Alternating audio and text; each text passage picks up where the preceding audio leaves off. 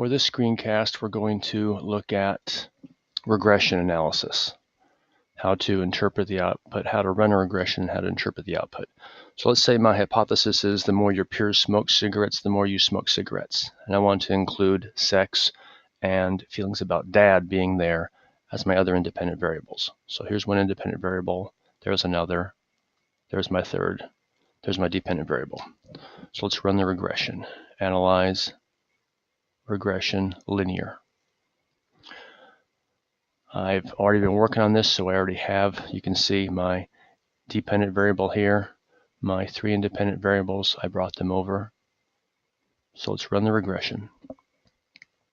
R square, remember what R square tells you is, as a whole, how did all of your independent variables taken together, how did they do at explaining why people smoke or not? Explaining variation and why some people do and some people don't. Well, if you look at the explanation of the assignment, this is in the good or middle range.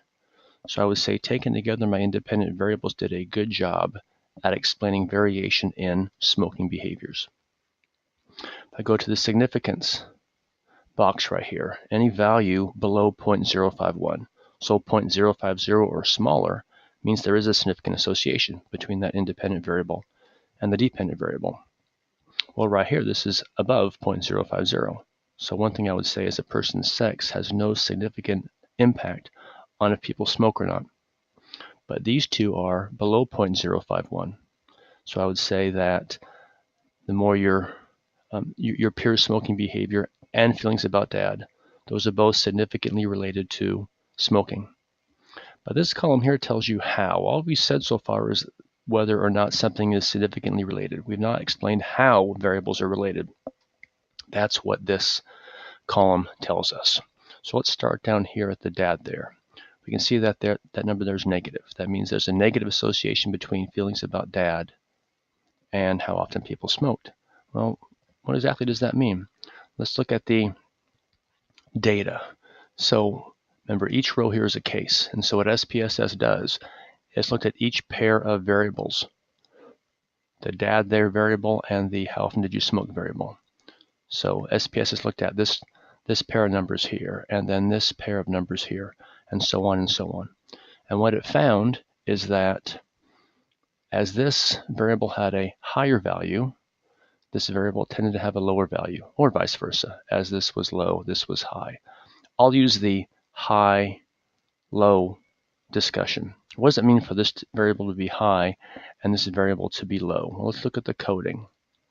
For dad, a high value here means that you thought he was always there or you liked him.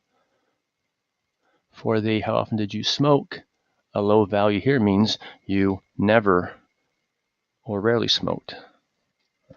So what this negative number means is, right here, is that the more you liked your dad, the less likely you were to smoke cigarettes. Let's look at the p-sig. That's a positive number. Let's go back to the coding. For p-sigs right here, because this number is positive, that means that the variables change in the same direction. In other words, a high value here is related to a high value there. If you look at the coding for p-sigs, a high value means your friends smoke more. And for the dependent variable here, a high value means that you smoke more. In other words, what this number here is showing is that the more your friends smoked, the more you smoked. Now what about sex here? Remember, sex is coded as just zeros and ones. And so what SPSS does is the number that it puts out here tells you about the ones. That's because ones are larger than zeros. That's the way the output works. The SPSS output tells us about the ones. Well, who are the ones? Because in your presentation, you don't want to talk about ones. You want to talk about men or women. Well, the way I had things coded, ones are the males. So let's look at the data here. So what SPSS did is it looked at every row with a 1. It looked at the ones in relation to our dependent variable, which is right here, smoking behaviors. So it looked at every pair of answers between your sex and cigarette smoking. Sex for the ones. So it looked at all the ones. Here's a male, here's a male, here's a male. And it looked at what the males said regarding this variable here. Then it looked at all the zeros, which in my case are female. and looked at how females answered the cigarette smoking question. Now, it's not a significant trend, as you can see, because this is larger than 0.050.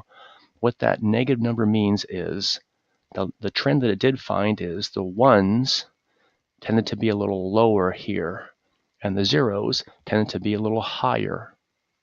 Again, what's it mean? Okay, who are the ones? Are males. So what this output is showing is that the ones, or the males, tended to be a little lower numerically on this cigarette smoking variable. What's it mean to be on the low side of this cigarette smoking variable? Well, never. In other words, males were less likely to smoke than females. So that's how you interpret regression. I'll do another screencast talking about how you do some predictions. But again, if you have any questions, come see me, email me.